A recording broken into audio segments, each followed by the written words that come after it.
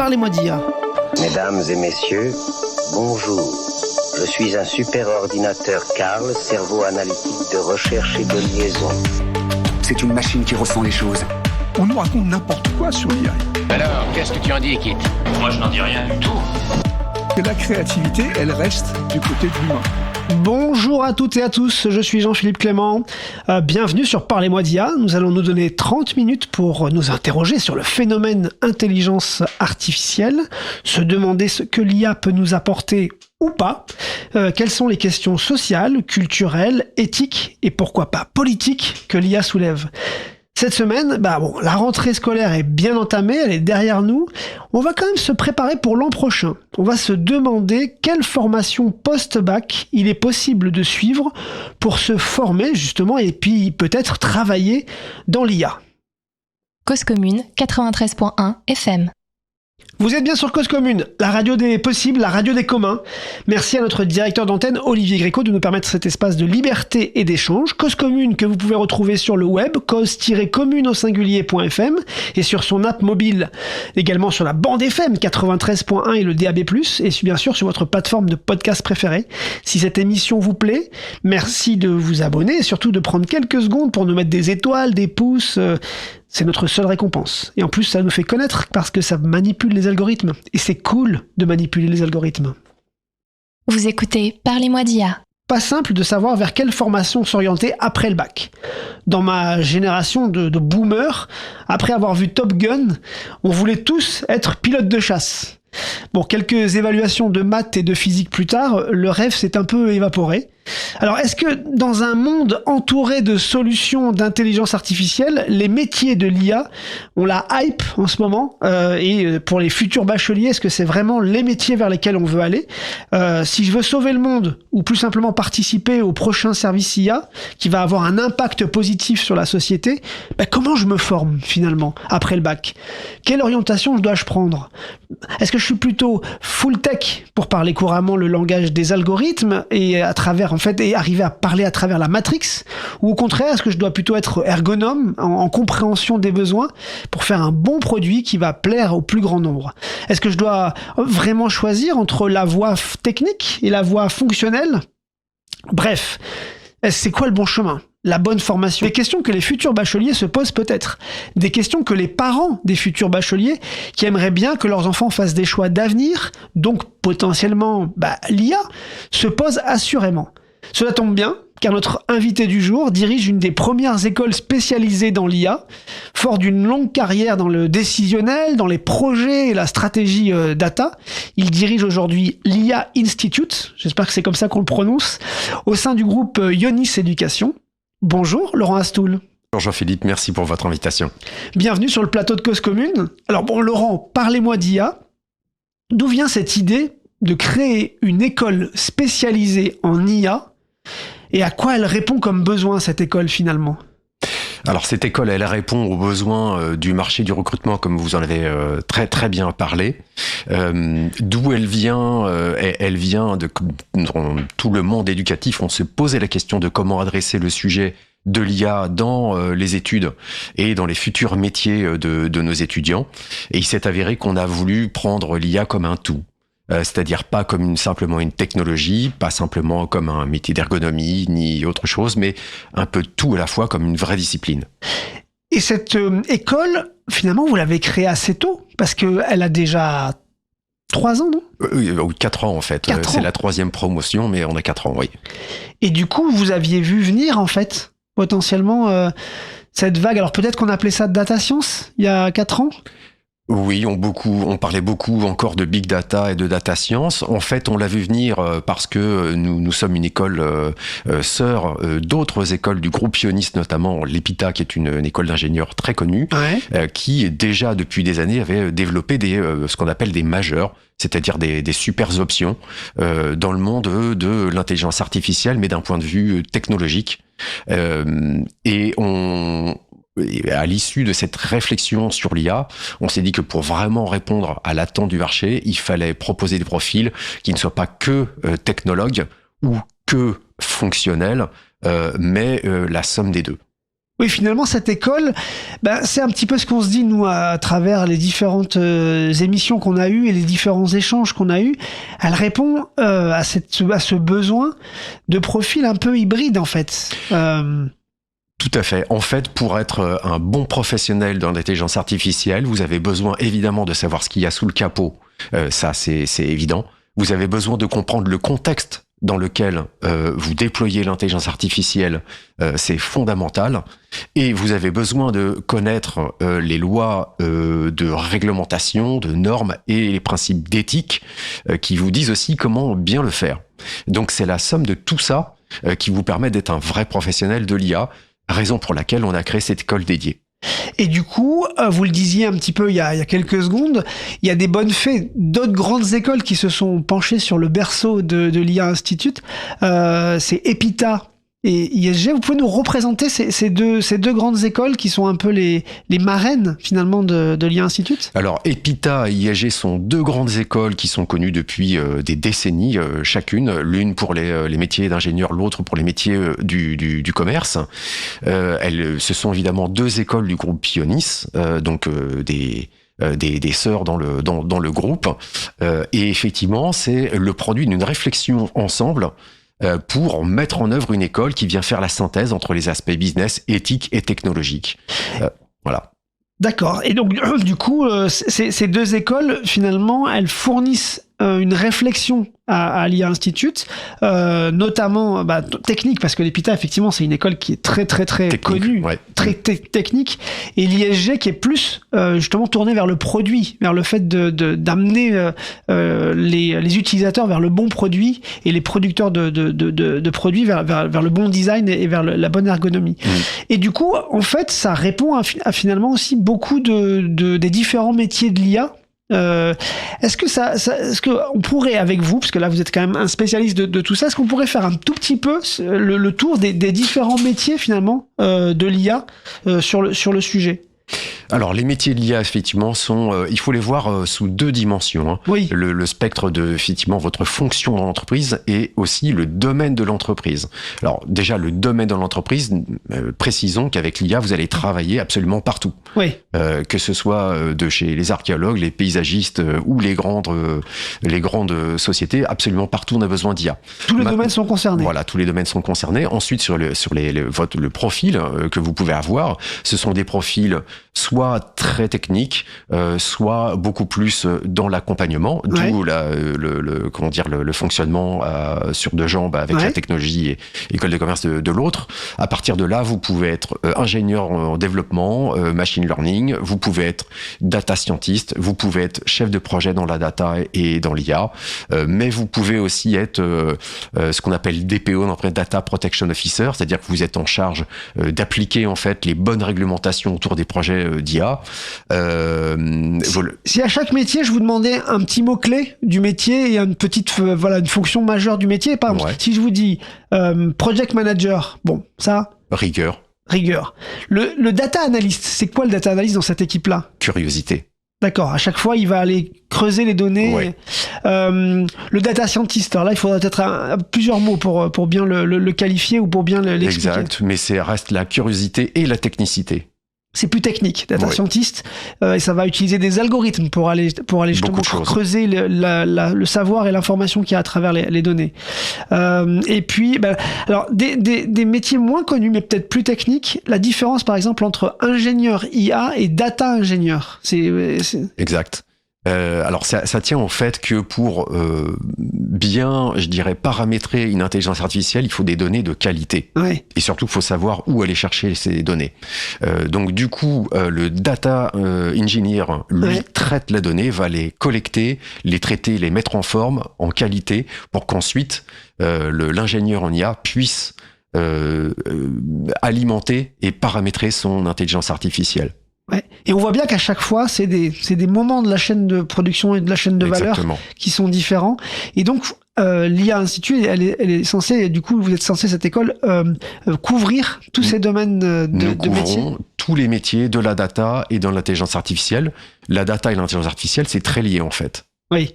Et du coup, donc, comment vous pourriez nous dire que, comment on peut imaginer aujourd'hui que les étudiants abordent cette question de l'IA? Comment ils appréhendent cette formation? Quand ils viennent à vous, là, par exemple, on va parler après des portes ouvertes de l'IA Institute, quelles questions ils vous posent, en fait? Comment vous sentez que cette jeune génération post-bac ou presque post-bac vient vers vous, et avec quelles questions et quelle façon d'appréhender le domaine?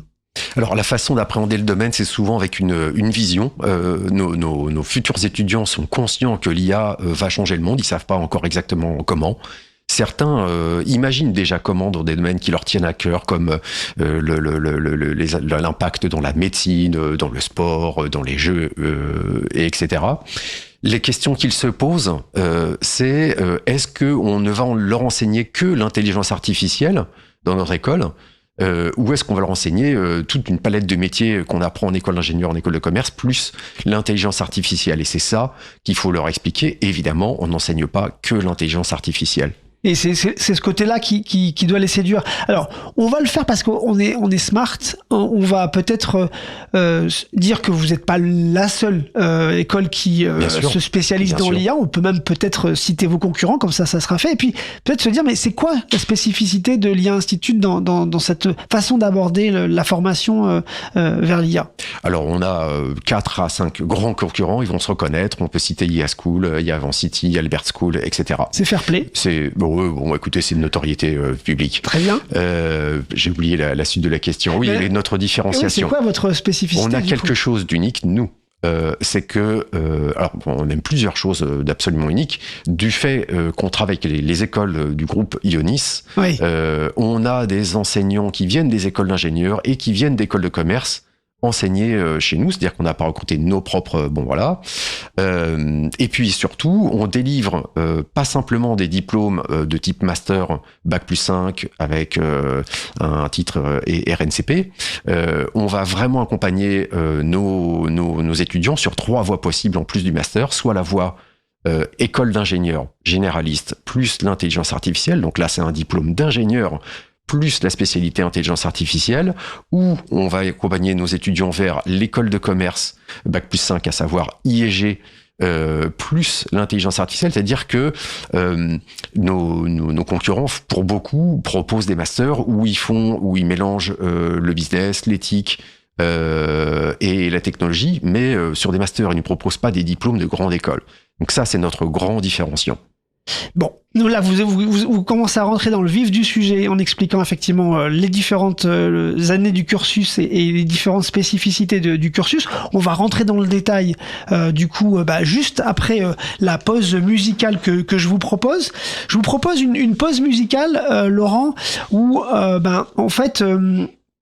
Quand on loupe son orientation post-bac, souvent on est parfois un sentiment un peu amer quelques mois ou quelques années plus tard.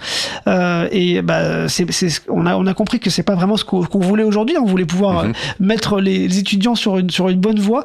Bon, pour illustrer cette situation un peu amère de recherche du bon chemin, je vous propose d'écouter Vernis Rouge qui chante Amer. Parfait.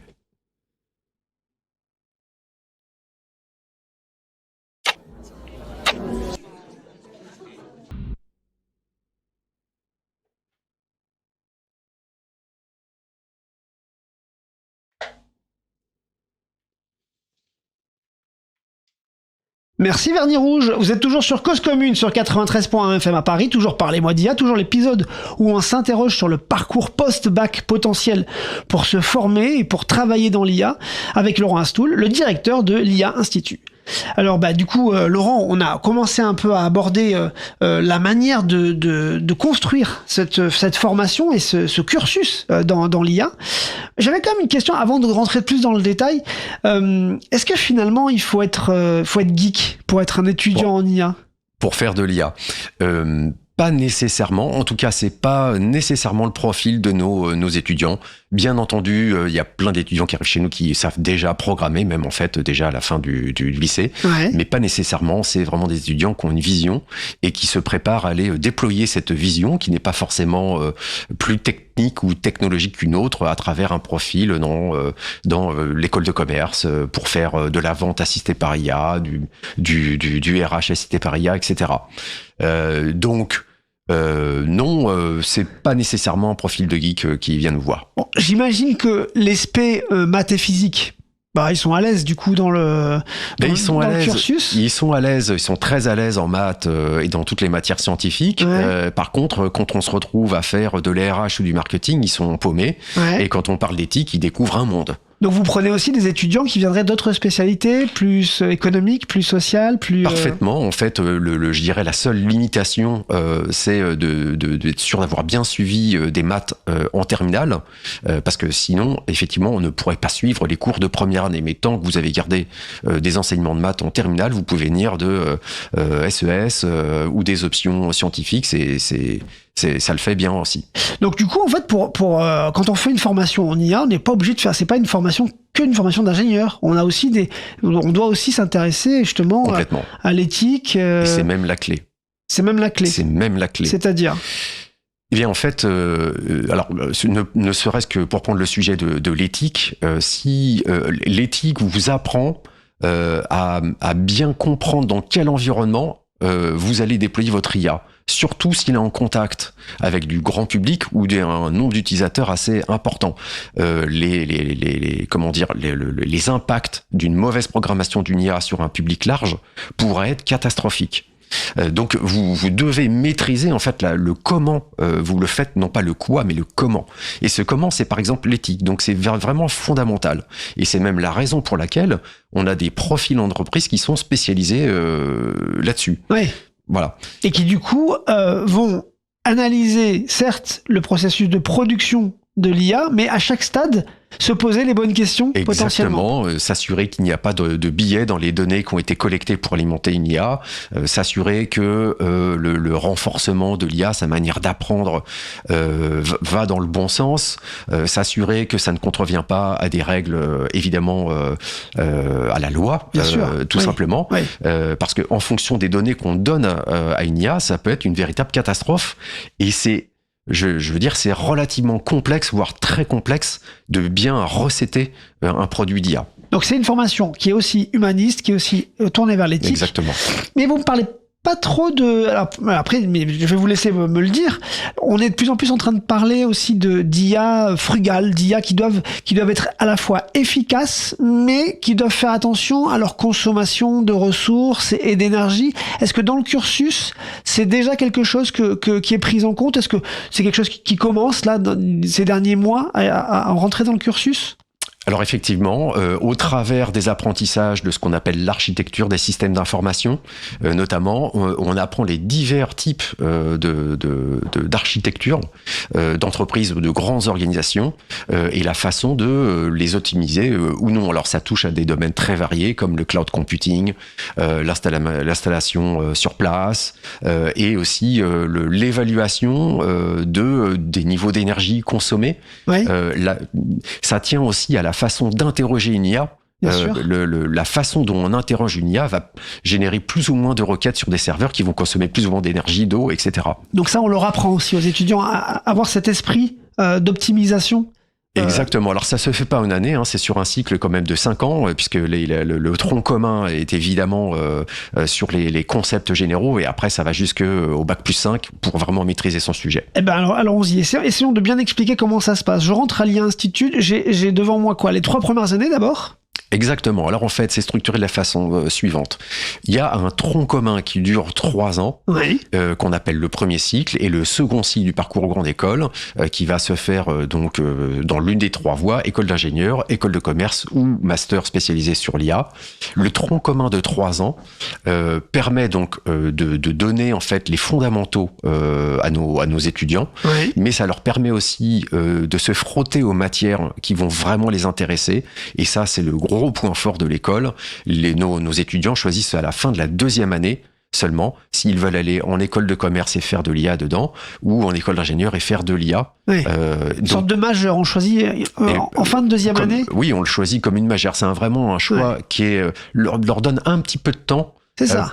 appréhender s'ils sont vraiment techniques, s'ils sont intéressés plutôt par le fonctionnel. Et ça, c'est un gros point fort. Oui, c'est parfois difficile, effectivement, après le bac, de vraiment tout de suite savoir... Oui, pour les enfants, c'est difficile parfois de savoir pourquoi ils sont faits. Donc, ils ont 2 ans de plus pour choisir. Ouais. Et ça donne accès à un bachelor. C'est un diplôme reconnu. Il y a la possibilité d'un bachelor qui est reconnu, effectivement, qu'on délivre en partenariat avec une université étrangère, qui délivre des diplômes d'État. Donc, c'est un bachelor qui va être reconnu en Europe et en France, avec une vraie équivalence Bac+3 comme un bachelor universitaire. Dans cette première partie du cursus, est-ce qu'il y a de l'alternance qui est possible ?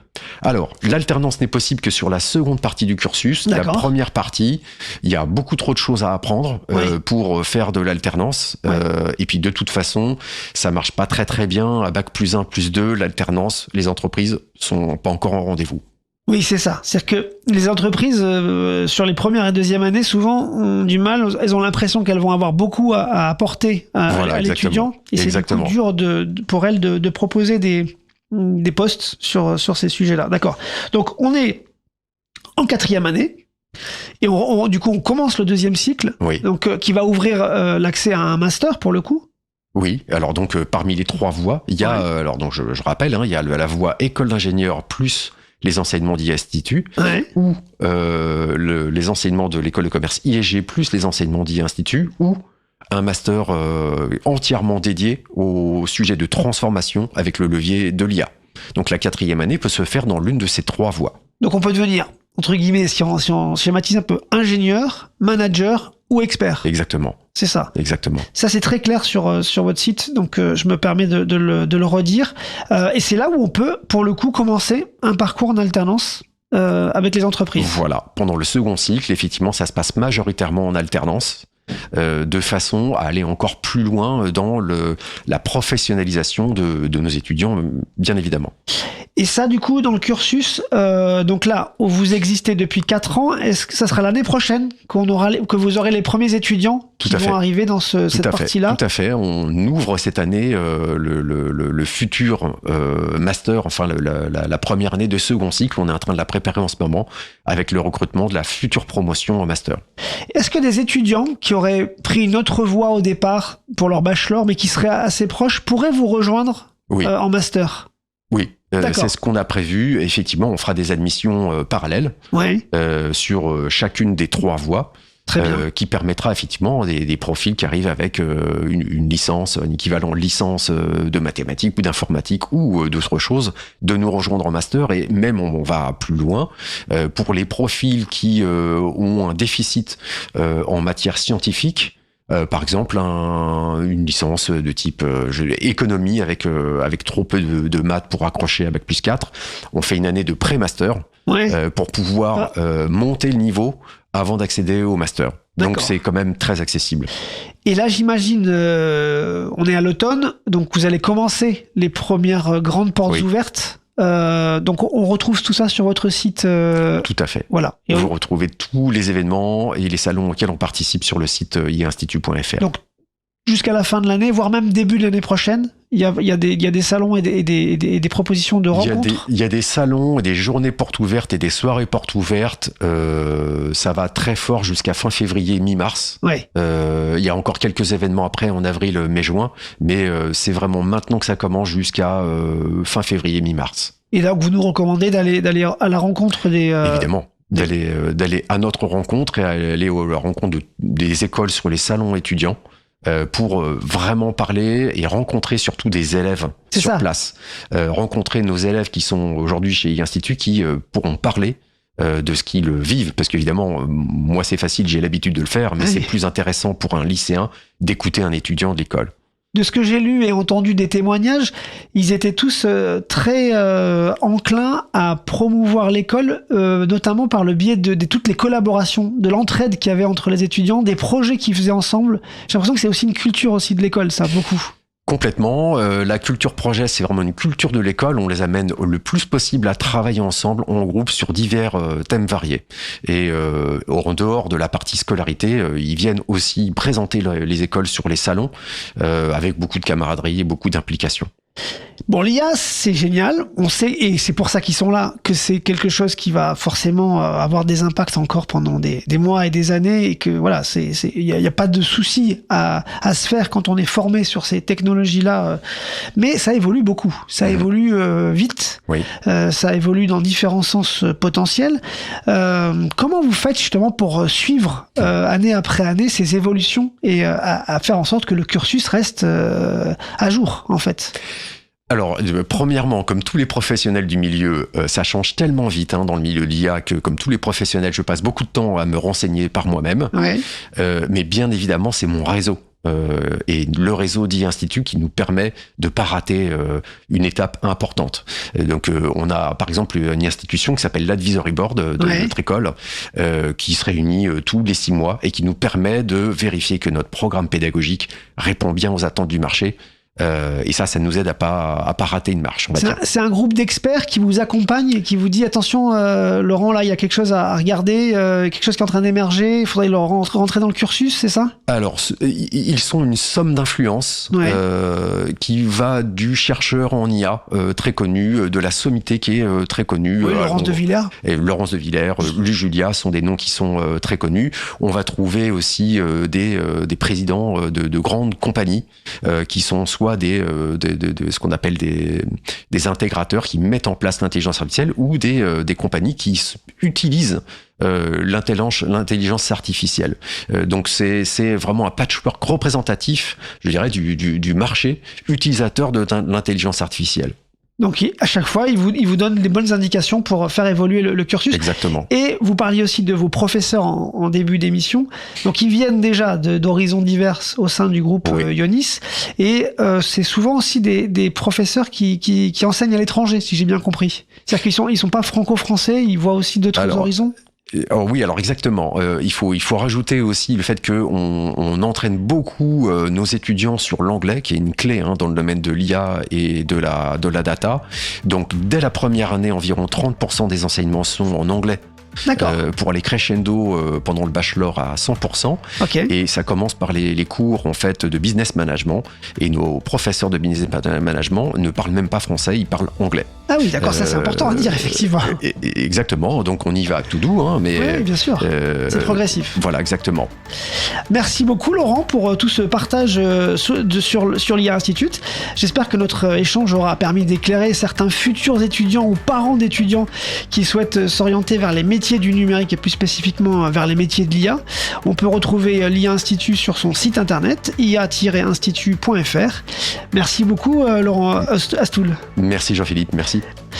Restez sur 93.1 FM sur Cause Commune et à bientôt à tous.